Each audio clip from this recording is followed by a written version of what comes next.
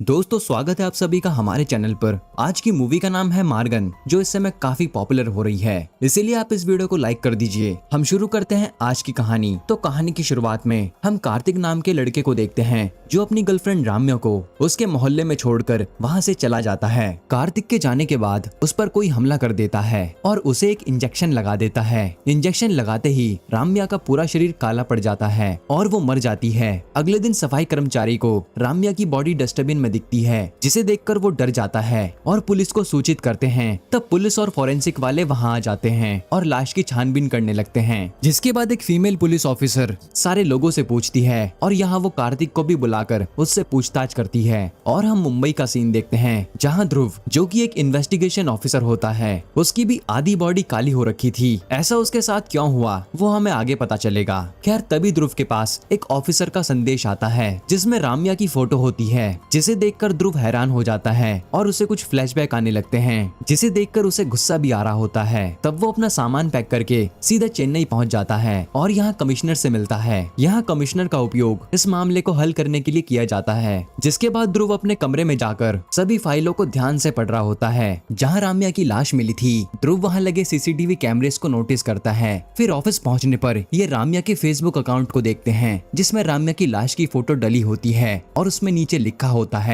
My worst birthday for ever. जिसके बाद ध्रुव और श्रुति राम्या के बॉयफ्रेंड कार्तिक से मिलने जाते हैं, जो कि एक फोटोग्राफर होता है, और वो उससे राम्या के बर्थडे वाले दिन की फोटो दिखाने के लिए कहते हैं। तब कार्तिक उन्हें फोटो दिखाने लगता है और ये भी बताता है कि मैंने उस दिन राम्या को एक लॉकेट गिफ्ट करा था। श्रुति राम्या के गले में उस लॉकेट को देखकर कहती है कि जब हमें राम्या की लाश मिली थी तब हमें उसके गले से यही लॉकेट मिला था। फिर ध्रुव राम्या के मोहल्ले की सभी कैमरे की फुटेज चेक करने लगता है, जिसमें उन्हें कुछ भी नहीं मिलता। यानी इसका मतलब साफ था कि कातिल को पता था कि कैमरे कहाँ लगे हैं। फिर वीडियो फुटेज रिवाइंड करने पर वो देखते हैं कि 20 मिनट पहले एक ब्लैक कार उस एरिया से गुजरी थी, जो कि वापस लौटकर नहीं आई। पुलिस ने इस कार की तहकीकात की तो पता चला कि उस कार की नंबर प्लेट फर्जी थी और सब कुछ डुप्लीकेट था। किलर ने पूरी प्लानिंग के साथ राम्या पर हमला किया था। उसी दौरान फुटेज में उसे एक लड़का दिखता है, जो कि उस रास्ते से गुजर रहा होता है। तभी उस पर एक उल्लू हमला कर देता है, जिसे देखकर ध्रुव कहता है कि ये लड़का कौन है और इसके बारे में अभी तक पता क्यों नहीं करा। फटाफट से इसके बारे में पता करो और इसे रिमांड पर लो। अब सभी पुलिस ऑफिसर उस लड़के के बारे में पता करने लगते हैं। उसी दौरान छानबीन करते समय ध्रुव को एक पुरानी ब्लैक कार खड़ी दिखती है, जिस पर काफी धूल जमी हुई थी और उसके शीशे पर पैटर्न ड्रॉ हो रखा था।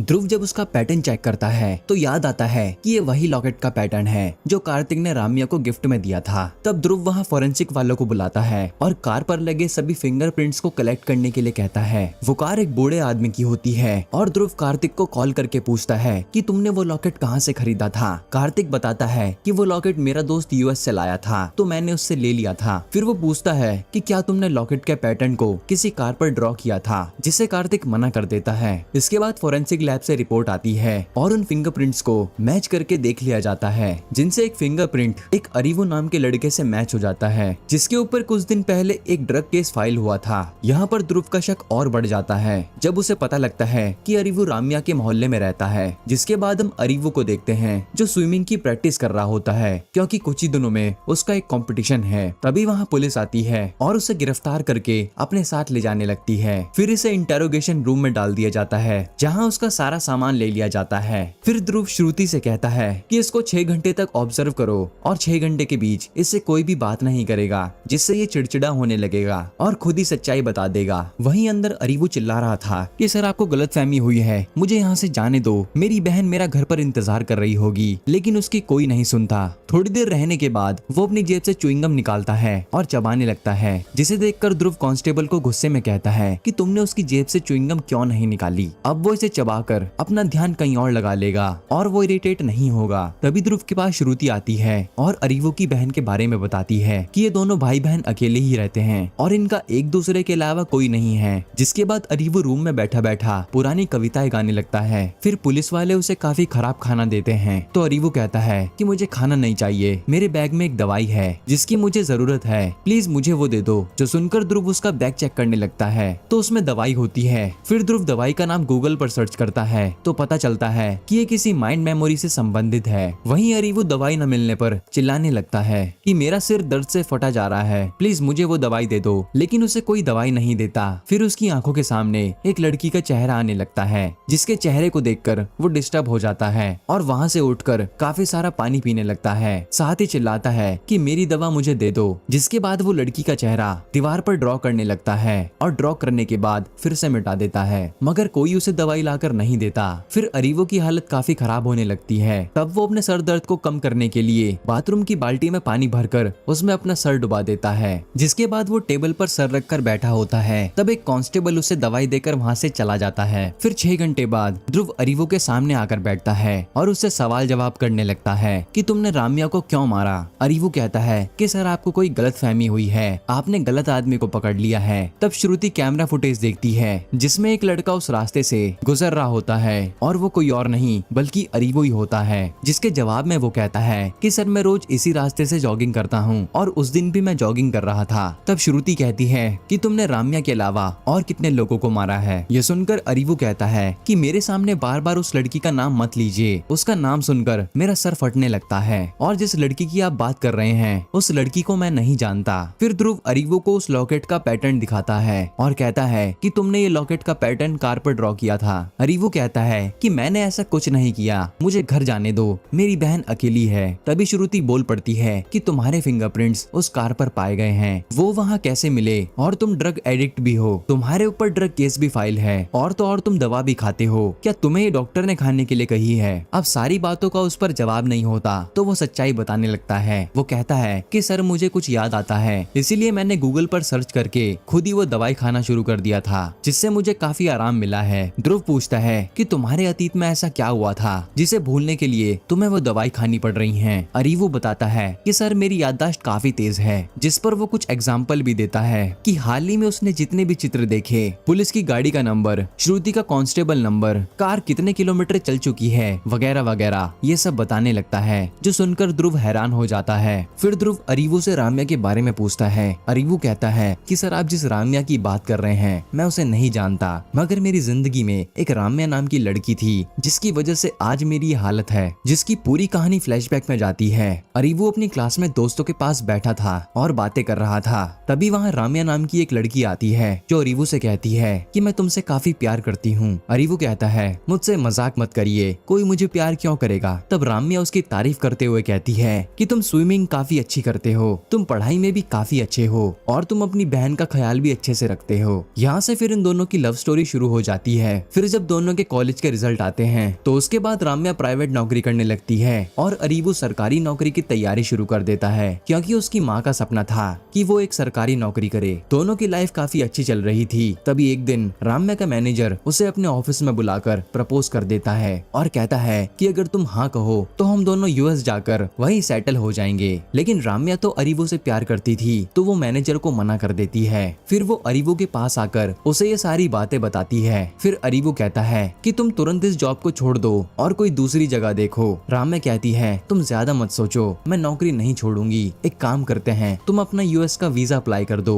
जिसके बाद हम दोनों यूएस में जाकर सेटल हो जाएंगे और तुम मेरी ही कंपनी में नौकरी शुरू कर देना। अरीवो कहता है कि मैं ऐसा नहीं कर सकता, मैं अपनी बहन को छोड़कर नहीं जा सकता और मेरा सपना है कि मैं एक सरकारी नौकरी करूं। फिर इसी बात को लेकर दोनों के बीच में बहस होने लगती है और राम्या अरीवो की बहन को पतंग बोलने लगती है। तब अरीवो गुस्से में उसे चाटा मार देता है और राम्या वहाँ से चली जाती है। जिसके बाद कुछ दिनों तक अरीवो राम्या से बात नहीं करता। फिर जब वो राम्या से बात करने की कोशिश करता है तो उसका नंबर नहीं लगता। वो ऑफिस जाकर पता करता है तो राम्या ने जॉब छोड़ दी थी और अपना फ्लैट भी खाली कर दिया था। तब अरीवो उदास होकर घर में बैठा होता है। तभी उसे फेसबुक पर एक स्टोरी दिखती है जिसमें राम्या क्लब में एंजॉय कर रही होती है। वो तुरंत उस क्लब में पहुंचता है जहां राम्या अपने मैनेजर के साथ होती है। तब अरीवो राम्या से बात करने की कोशिश करता है, लेकिन राम्या कहती है कि तुम कौन हो, यहाँ से चले जाओ, और वो उसके सर पर ग्लास मार देती है। ये सब देखने के बाद अरीवो का दिल टूट जाता है। यही कारण था कि वो राम्या का नाम सुनकर डिस्टर्ब हो जाता था। फिर उसके बाद वहाँ पुलिस रेड मार देती है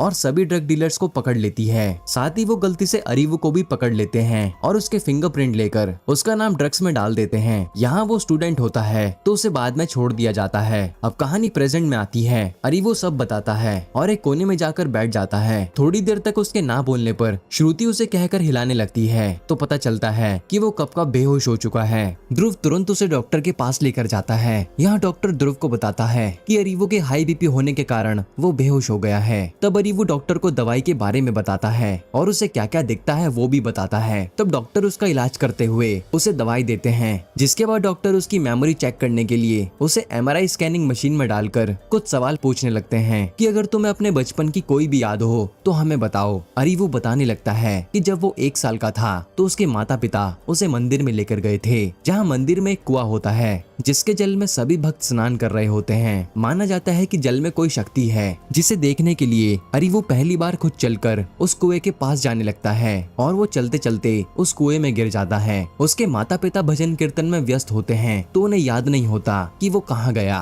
और यहाँ पानी में सांस न आने के कारण अरीवू बेहोश होने लगता है। तभी उसे एक कछुआ आता हुआ दिखाई देता है जिसका सर चमक रहा था, और वो कछुआ जैसे ही अपना सिर अरीवू के मुंह पर लगाता है तभी कछुए की शक्तियां अरीवू के अंदर आ जाती हैं, जिसे बाद में कुछ याद नहीं होता कि वो पानी के अंदर से बाहर कैसे आया। वहाँ डॉक्टर ये सारी बातें सुनने के बाद MRI रिपोर्ट देखने लगते हैं। वो ध्रुव को बताते हैं कि ऐसे मामले ना के बराबर होते हैं, जिसके बाद ध्रुव अरीवू के पास जाता है। अरीवू ने एक पेपर पर वही लॉकेट का पैटर्न ड्रॉ कर रखा था, जो देखकर ध्रुव पूछता है कि अब तुमने ये कहाँ से ड्रॉ कर दिया। अरीवू जवाब देता है, जो सुबह आपने मुझे इमेज दिखाई थी वो इमेज मेरे दिमाग में बार बार आ रही थी, जिसे मैंने टाइम पास के लिए ड्रॉ कर दिया। बाकी मैंने इस लॉकेट के पैटर्न को कभी ड्रॉ नहीं करा, मुझे छोड़ दीजिए। तब ध्रुव को थोड़ा शक होता है और वो उसे धमकाते हुए कहता है कि सच बता दो वरना मैं तुम्हें जेल में बंद कर दूंगा। ये कहकर वो उसे जेल में ले जाने लगता है। तभी अरीवू कहता है कि सर मैं बताता हूँ, मुझे जेल मत लेकर जाओ। दरअसल उस गाड़ी पर मैंने ही वो पैटर्न ड्रॉ किया था, क्योंकि कई दिनों से मेरी आंखों के सामने उसी लॉकेट का पैटर्न नजर आ रहा था और मैं कहीं भी बैठा या खड़ा होता तो उस पैटर्न को ड्रॉ करने लगता था। अब ऐसा मेरे साथ क्यों हो रहा है मुझे नहीं पता। दूसरी तरफ अरीवू की बहन अखिला उसे बार बार कॉल कर रही होती है। तभी श्रुति उसका कॉल उठा लेती है और स्पीकर पर रख देती है। तब अरीवू अपनी बहन से कहता है कि तुम चिंता मत करो, मैं आ जाने में थोड़ा लेट हो जाऊंगा। अपनी बहन से बात करने के बाद अरीवू को समझ आता है कि पुलिस वालों की मदद करनी पड़ेगी वरना वो उसे नहीं छोड़ेंगे। तब वो ध्रुव से कहता है कि मुझे मेरी स्विमिंग अकेडमी में ले चलो, मैं पानी के अंदर रहकर चीजों को याद करूंगा, फिर आपको जानकारी दूंगा। तब ध्रुव उसकी बातों पर यकीन करता है और उसे स्विमिंग अकेडमी में ले जाता है। यहाँ अरीवू पूल के अंदर घुसकर जमीन पर बैठकर ध्यान करने लगता है। वहीं एक आदमी CCTV फुटेज देने आता है। तब उस अकेडमी में कंप्यूटर होने के कारण वो फुटेज की जांच करने के लिए वहीं आता है, जिसमें वही होता है। पहले वो काली कार वहाँ से निकलती है, फिर राम्या उस रास्ते से गुजरती है, जिसके बाद अरीवू वहाँ से जॉगिंग करता हुआ निकलता है। अब अरीवू पूल से निकल आता है और ध्रुव के पास आकर उस लॉकेट के बारे में बताने लगता है। और यहाँ हमें अरीवू की एक अमेजिंग बात का पता लगता है। दरअसल अरीवू पानी में जाकर ध्यान करने की कोशिश करता है तो वो अपने सबकॉन्शियस माइंड से एक जगह से दूसरी जगह ट्रेवल कर सकता है। आसान भाषा में बताऊं तो उसका शरीर वहीं रहता है, लेकिन उसकी आत्मा कहीं भी ट्रेवल कर सकती है। तो वो इसी की मदद से ट्रेवल करके वहीं पहुंच जाता है जहां वो जॉगिंग कर रहा था और ध्रुव को बताता है कि मैंने झाड़ियों में उस लॉकेट को पड़े हुए देखा, जो मैं पानी की रिफ्लेक्शन की वजह से देख पाया। अब ये बात सच है या नहीं ये चेक करने के लिए ध्रुव दोबारा उस फुटेज को चेक करने लगता है और पता लगता है कि वो लॉकेट सही में झाड़ियों में पड़ा है और कोई दूसरा आदमी आकर उसे उठा ले जाता है। फिर वो अरीवू को घर भेज देता है और श्रुति और एक कांस्टेबल को उसी झाड़ियों वाली जगह पर जांच करने के लिए कहा जाता है, जहां पानी को देखने के बाद ध्रुव को थोड़ा शक होता है और वो कहता है कि पानी की रिफ्लेक्शन की वजह से कुछ दिख नहीं सकता, जरूर उसने कुछ इमेजिन करके हमें बताया होगा। जिसके बाद अगले दिन ध्रुव एक कांस्टेबल के साथ अरीवू के घर पहुंचता है, जहां उसकी बहन अखिला उन्हें चाय पिलाती है। वहीं वो एक कछुए को भी देखता है जिसे अरीवू ने उस कुएं से निकाल लिया था। अरीवू की आंखें खुलने के बाद वो ध्रुव और कांस्टेबल को सामने खड़ा देखता है और कहता है कि सर मैं आपको कल ही सारी बातें बता चुका हूँ, बाकी मैं और कुछ नहीं जानता। ध्रुव कहता है कि तुम चिंता मत करो, मैं बस यहाँ फॉर्मेलिटी के लिए आया हूँ, दरअसल मुझे तुम्हारी मदद चाहिए। अब अरीवू थोड़ी ऊंची आवाज में बोलने लगता है कि आप तो मेरी मदद से किलर को ढूंढ लेंगे, लेकिन उसके बाद अगर मेरी बहन या मुझ पर किसी ने हमला वगैरह किया तो हमारा क्या होगा? हम दोनों का इस दुनिया में कोई नहीं है। तब ध्रुव गुस्से में कहता है कि सिर्फ तुम्हें ही अपनों को खोने का गम नहीं है, मैंने अपनी बेटी खोई है। और वो उसे एक वीडियो दिखाकर कहता है कि आखिरी बार मैंने अपनी बेटी प्रिया को इसी में देखा था। यहाँ से सीन पास्ट में जाता है, जहाँ वीडियो में उसके सीनियर्स उसकी रैगिंग कर रहे होते हैं और प्रिया के दोस्त ध्रुव को वीडियो कॉल करके ये सारी चीजें दिखा रहे होते हैं। तब वीडियो कॉल के जरिए ध्रुव देखता है कि जो बंदा रैगिंग कर रहा होता है उसके ऊपर एक उल्लू बैठा होता है और वो बंदा कोई और नहीं बल्कि ड्रग डीलर शादिक है। अगले दिन ध्रुव को अपनी बेटी के मरने की खबर मिलती है तो वो अपनी बेटी की लाश को देखने जाता है तो उसकी बेटी की बॉडी पूरी तरह से काली पड़ चुकी थी, जिसे देखने के बाद वो काफी रोने लगता है। पोस्टमार्टम रिपोर्ट से पता चलता है कि प्रिया को इंजेक्शन लगाकर मारा गया है, जिसके बाद ध्रुव सभी ड्रग डीलर्स को एक एक करके मारने लगता है और हर जगह वो शादिक को ही ढूंढ रहा था। फिर एक दिन उसे शादिक की खबर मिलती है और वो वहाँ पहुँच जाता है, मगर चेक करने पर उसे शादिक की लाश बेड के नीचे पड़ी हुई मिलती है और वो भी पूरी तरह से काली हो रखी थी। इसी दौरान ध्रुव पर कोई हमला करके इंजेक्शन लगा देता है, मगर ध्रुव का आधा शरीर ही काला पड़ता है और उसकी जान भी बच जाती है। अब ऐसा क्यों हुआ ये हमें आगे पता लगेगा। जिसके बाद कहानी प्रेजेंट में आती है और ध्रुव कहता है कि इतने सालों में ये किलर मेरे सामने आया है और मैं इस बार इसे नहीं छोड़ूंगा। अरीवो भी ध्रुव की फीलिंग समझ चुका था और वो पूछता है कि मैं आपकी क्या मदद कर सकता हूँ। ध्रुव कहता है कि तुमने मुझे लॉकेट के बारे में बताया था, वैसे ही और भी बातें याद करके बताओ तो मुझे काफी मदद मिलेगी, इसीलिए मैं तुम्हें कल एक जगह पर बुलाऊंगा। अगले दिन ध्रुव अरीवो को लेकर मरीन वालों के पास पहुंच जाता है। फिर तैयार होने के बाद अरीवो पानी में चला जाता है और ध्यान करने लगता है। यहाँ से वो उसी जगह पर पहुंच जाता है जहाँ वो किलर राम्या को मारकर उसकी लाश कार में रख रहा था। इंजेक्शन लगाते समय राम्या का लॉकेट झाड़ियों में गिर जाता है और जब ये बात किलर को याद आई तो वो वापस जाकर उस लॉकेट को उठाकर वहाँ से चला जाता है। फिर वो किसी कूड़ेदान के पास आकर राम्या की लाश को वहाँ फेंक देता है और उसकी फोटो खींचकर राम्या के फेसबुक अकाउंट पर उसे अपलोड कर देता है। जिसके बाद किलर अपने घर की ओर जाने लगता है और अरीवो भी अपनी पावर का इस्तेमाल करके उसका पीछा कर रहा था। यहाँ वो सारी जगह देख रहा था जिस जगह से वो होकर जा रहा था। अब जैसे ही वो किलर अपने घर जाने लगता है तो अरीवो उसके पीछे हो जाता है, मगर वहाँ पर एक उल्लू बैठा होता है जो शायद किलर का ही होगा, जिसे देखकर अरीवो डर जाता है क्योंकि उसे उल्लू से काफी डर लगता था और वो अपना ध्यान खो देता है। तब मरीन का एक आदमी अरीवो को पानी से बाहर निकालता है। अरीवो बाहर आकर ध्रुव को सारी बातें डिटेल में बताने लगता है। जिसके बाद ध्रुव उन जगहों पर जाकर सीसीटीवी फुटेज चेक करता है तो सच में ब्लैक कार उन रास्तों से निकली होती है। जिसके बाद ध्रुव कांस्टेबल के साथ मिलकर अरीवो की बताई हुई लोकेशन पर जाता है और वहाँ किलर को ढूंढने की कोशिश करने लगता है। साथ ही वो कुछ लोगों से ये भी पूछता है कि आपने यहाँ किसी के घर में उल्लू देखा है, तो सब लोग मना ही करते हैं। तभी एक बच्ची आती है और कहती है कि मैंने एक घर में उल्लू देखा है, चलिए मैं आपको उस घर का रास्ता दिखाती हूँ। फिर वो बच्ची ध्रुव को घर दिखाकर वहाँ से चली जाती है और यहाँ ध्रुव पहचान लेता है कि ये वही घर है जो अरीवो ने बताया था। उस घर के दरवाजे के बगल में एक क्रॉस का निशान बना हुआ है। अब घर के अंदर जाने पर पता लगता है कि घर में कोई नहीं है। तब ध्रुव उस घर के मालिक को कॉल करके बुलाता है। मालिक ध्रुव को बताता है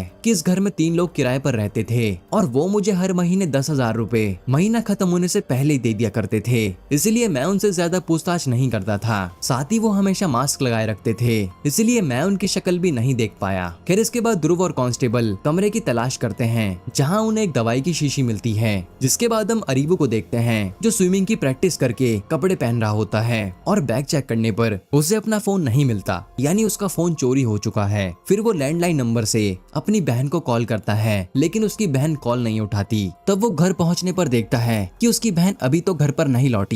तब वो अपने पड़ोस के बच्चों से पूछता है तो एक लड़का कहता है कि दीदी एक काली कार में बैठकर कहीं चली गई है, जो सुनकर अरीवो का दिमाग खराब हो जाता है और फिर वो अपने पड़ोसी से फोन लेकर श्रुति को कॉल करता है और उसे सारी बातें बताता है। जिस पर श्रुति कहती है कि तुम चिंता मत करो, वो अपने दोस्तों के साथ कहीं गई होगी। उधर हम अखिला को देखते हैं जो अपने भाई को कॉल कर रही थी लेकिन उसका फोन बंद आ रहा था। दरअसल अखिला अपने दोस्तों के साथ डांस प्रैक्टिस करने के लिए उनके हॉस्टल गई होती है। इधर अरीवो अपनी बहन को कॉल करने में लगा हुआ था लेकिन शायद नेटवर्क ना होने के कारण उसकी बहन को कॉल नहीं लगता। उधर अखिला नेटवर्क ढूंढते हुए हॉस्टल से बाहर आती है। तभी किलर हमले के बाद इंजेक्शन लगाता है और उसकी लाश भी काली पड़ जाती है। अब अगले दिन लाश की खबर पर ध्रुव वहाँ पहुँचता है और श्रुति अरीवो को लेकर आती है क्योंकि उसकी बहन रात से गायब है। तब लाश को देखने के बाद वो काफी रोने लगता है और कहता है कि ये मेरी बहन है, मगर थोड़ी देर बाद वो ढंग से देखता है और कहता है ये मेरी बहन नहीं है। जिसके बाद फेसबुक पर एक पोस्ट डलती है जिसे देखकर पता चलता है कि एक डॉक्टर की लाश थी। उसी समय अरीवो के पास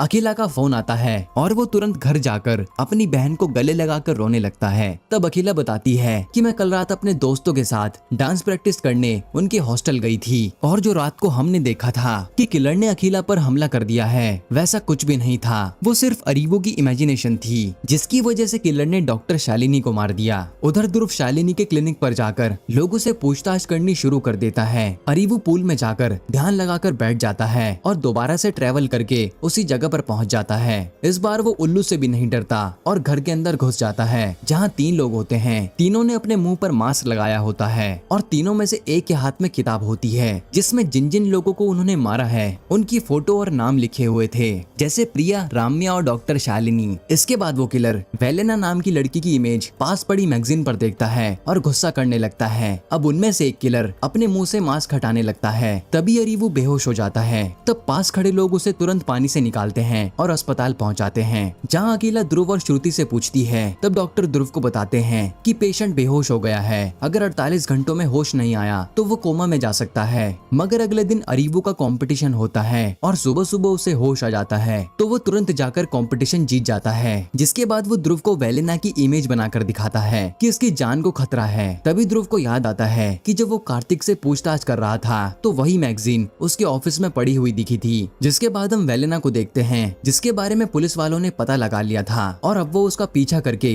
किलर तक पहुंचने की कोशिश कर रहे हैं। वहीं श्रुति वेलेना का पीछा करते हुए उसकी ड्रेस में एक छोटा सा ट्रैकर लगा देती है जिससे वो उसकी आवाज सुन सके। इसके बाद वो एक प्रोडक्शन हाउस पहुंचती है। दरअसल एक डायरेक्टर ने उसे अपनी एक मूवी में कास्ट करने का निर्णय लिया था, लेकिन अब वो डायरेक्टर अपने प्रोड्यूसर की बेटी को इस फिल्म में कास्ट कर रहा है और वेलेना को इस मूवी से निकाल दिया गया है। जो सुनकर वेलेना को काफी गुस्सा आता है, क्योंकि इस मूवी में उसे थोड़े डार्क टोन में दिखाया जाना था, इसीलिए उसने अपने शरीर में काफी सारे बदलाव कर लिए थे। तभी वहाँ डायरेक्टर आता है कि तुम्हारा जितना भी खर्चा हुआ है सबकी भरपाई मैं कर दूंगा, लेकिन वेलेना का गुस्सा शांत नहीं होता। वहाँ ये सारी बातें श्रुति और ध्रुव भी सुन रहे थे। जिसके बाद वेलेना वहाँ से चली जाती है और श्रुति उसका पीछा कर रही होती है, लेकिन वेलेना अचानक गायब हो जाती है। तभी ध्रुव अरीवो को कॉल करके कहता है कि तुम वेलेना के घर जाओ और जब तक वो नहीं आती तब तक तुम उसके घर पर निगरानी रखो। फिर शाम को ध्रुव और श्रुति और एक कांस्टेबल एक पार्टी में जाते हैं, क्योंकि वहाँ वेलेना भी आई थी। दरअसल ये पार्टी उसी प्रोड्यूसर की बेटी ने रखी हुई थी जिसमें उसने वेलेना को इनवाइट किया हुआ था। उस पार्टी में कार्तिक भी आया था जो उसी हीरोइन की फोटो खींचने में लगा हुआ था। तब ध्रुव कार्तिक के पास जाकर उससे मैगजीन के बारे में पूछने लगता है। कार्तिक बताता है कि मैंने पहली बार वेलेना को एक मेडिकल में काम करते हुए देखा था, मुझे उसकी आंखें बहुत अच्छी लगी थी, सिर्फ मैंने उसकी आंखों की ही फोटो खींची थी। फिर एक दिन मैंने वो फोटो डायरेक्टर को दिखाई तो उस डायरेक्टर ने वेलेना को फिल्म में मौका दिया। इन्हीं सब के दौरान एक दिन वो कार्तिक के पास आती है और उसे प्रपोज करती है, मगर कार्तिक मना कर देता है कि ये सब सिर्फ मैंने अपने काम के लिए किया था, लेकिन मुझे तुमसे कोई लगाव नहीं है, और वैसे भी वो राम्या से प्यार करता था। तब वो कार्तिक को लॉकेट देकर चली जाती है। यहाँ हमें पता लगता है कि कार्तिक ने वो लॉकेट अपने दोस्त से नहीं बल्कि वेलेना ने उसे दिया था। वहीं दूसरी तरफ एक डिलीवरी बॉय वेलेना के रूम में कुछ सामान डिलीवरी करके जाता है और हैरानियत से सोचने लगता है, यानी वेलेना के कमरे में और कोई भी रहता है। तब वो वेलेना के बारे में पूछने के लिए दरवाजा पीटने लगता है। तभी दरवाजा खुलते ही वो अंदर जाता है। तभी उसके पीछे से 2 आदमी उस पर हमला कर देते हैं और हमला करके इंजेक्शन लगाकर उसे बेहोश कर देते हैं और फिर वो उसे एक पानी के ड्रम में डालकर ऊपर से ढक्कन बंद कर देते हैं। उधर कार्तिक आगे की कहानी बताने लगता है कि डायरेक्टर ने वेलेना की स्किन का कलर बदलने के लिए काफी सारे ट्रीटमेंट करवाए, क्योंकि उसकी स्किन का रंग पहले काफी डार्क था और ये सारे ट्रीटमेंट डॉक्टर शालिनी कर रही थी। फिर एक दिन शालिनी के क्लिनिक वाले यानी जो उस क्लिनिक का एडवर्टाइजमेंट करते थे वेलेना की फोटो बिना उससे पूछे छपवा देते हैं, जिससे वेलेना गुस्सा हो गई थी। फिर वो दोनों आदमी ड्रम का ढक्कन खोलते हैं, ये सोचते हुए कि अरीवू दम घुटने की वजह से मर चुका होगा, लेकिन ढक्कन खुलते ही अरीवू बाहर निकलता है और उन दोनों पर हमला करके वहाँ से भाग जाता है। फिर हम ध्रुव को देखते हैं जहाँ वो वेलेना की पुरानी तस्वीरें देख रहा होता है। तभी उसे एक चीज याद आती है। दरअसल जो सीनियर्स प्रिया की रैगिंग करते थे उनमें से एक वेलेना भी थी जिसका असली नाम मेगा होता है, और यहीं पर हमें दोबारा से दिखाया जाता है। जब ध्रुव को शादी की लाश मिलती है तभी उस पर कोई हमला करके इंजेक्शन लगा देता है। यहाँ ध्रुव बेहोश होने लगता है। तभी उसकी नजर वेलेना पर पड़ती है जो कि एंटीडोट लगाकर वहाँ से भाग जाती है, जिस वजह से उसके आधे शरीर पर इंजेक्शन का असर होता है और उसकी जान बच जाती है। अब ध्रुव को समझ आता है कि असली कातिल कोई और नहीं बल्कि वेलेना है और वेलेना प्रोड्यूसर की बेटी को इंजेक्शन लगाने वाली होती है। तभी ध्रुव उसे गोली मार देता है, जिसके बाद हमें बताया जाता है कि वेलेना लोगों को क्यों मारती थी। दरअसल जब प्रिया की रैगिंग हो रही थी तो शादिक जो वेलेना का बॉयफ्रेंड हुआ करता था वो प्रिया के सामने वेलेना के रंग को लेकर उसका मजाक बनाने लगता है, जिससे वेलेना को गुस्सा आ जाता है और वो एक फॉर्मूला क्रिएट करती है, जिसके बाद वो पहले प्रिया को खत्म करती है, क्योंकि शादिक ने प्रिया के रंग से कंपेयर करके के उसका मजाक उड़ाया था और उसके बाद वो शादी को भी खत्म कर देती है। इसी तरह से कार्तिक, जिसने उसके प्रपोजल को मना कर दिया था, तो उसने कार्तिक के प्यार राम्या को ही खत्म कर दिया। और जब डॉक्टर ने उससे बिना पूछे उसकी इमेज को मैगजीन में पोस्ट किया था, तो उसने उसे भी नहीं छोड़ा और वो इसी तरह से प्रोड्यूसर की बेटी को भी खत्म करने वाली थी, पर ध्रुव ने उसे बचा लिया और यहीं पर ये मूवी खत्म होती है। यानी सिर्फ रंग को लेकर वेलेना ने इतने लोगों को मार डाला। दोस्तों, आपको ये कहानी कैसी लगी हमें कमेंट में बताना और ऐसे ही वीडियोस के लिए चैनल को सब्सक्राइब कर लीजिए।